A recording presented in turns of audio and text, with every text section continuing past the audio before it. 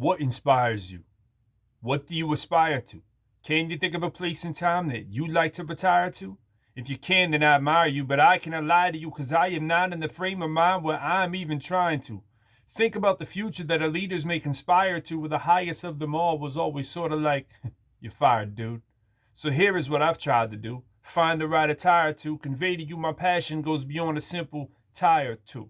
I'd rather find a tire tube, slip and slide on the ride or two at a water park, but I'm not going to start, just act like I'm required to.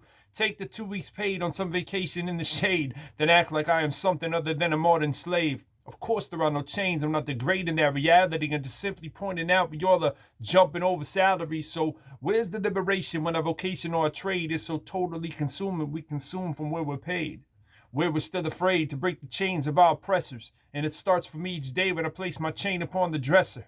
Would I reach for something boring or the Jordans that are fresher? The snapback and the t-shirt or the sport coat and a sweater? Sometimes we let our voices in our head become our bosses that tell us how to dress and think and act inside our office. The point I hope I'm making is the bondage can be mental and it trickles down to rappers choosing words on instrumentals.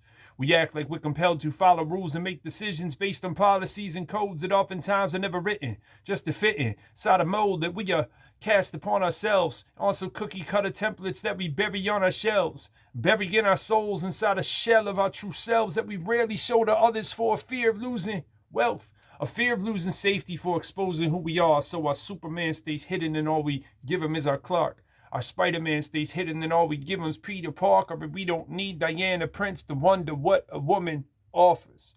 Several authors masquerade as just a faculty and they hide their superpowers they've acquired somewhat naturally. See, rhymers actually, to me, with all this substance, have more superhero in them than the entire Hall of Justice. So shall we crumble by letting somebody else judge us, or will we stay socially conscious, letting nobody come bully or budge us? Because you cannot be a buttress or pillar for social justice when the subjects you discuss come complete with a but list, like you can get with this, but you can never touch this. You can get with that, but this ain't how you function. What a gumption it takes to come and make such an assumption of what subject you subject all of your loyal subjects. What's suspect are advocates who sort of pick and choose which type of equality it is that fits their views, for which they highly advocate to click and give them views, politically or religiously, as they sit on stump or pews. While the world was stuck on Trump to give their advertisers views, half the world was stuck on stupid, but our students must refuse. Because you is not an activist if you are just an actor that's progressive part and parcel for the roles that you are active with. In other words, hypocrisy should not be public policy. You cannot claim progressive and be fine with the misogyny. You cannot preach diversity and talk about equality when part of your agenda lacks a gender-focused policy. As members who are probably supported economically in Congress for the longest stretch of time, then stretch the honesty up like a contortionist, distorting all the facts, blurring what's important, throwing the donors off the tracks. In fact, you are the problem that you're hearing on the news if you're laughing, cracking jokes as women are hashing out Me Too. So we should hash this out right here and now for all the view, for those who simply get the news by watching Fox or on The View.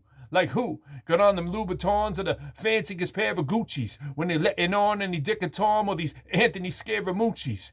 We truly need alternatives from our news and from our journalists to push back against the hatred and the racist and the murdering, supplying that counter narrative. We're searching for it long last when NBC is Universal, which was GE, stolen by Comcast.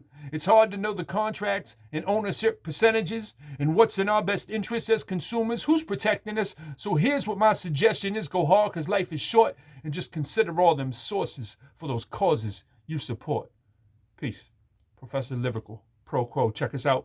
Album drop July 16th. Instant Brotherhood, baby. I be Hood.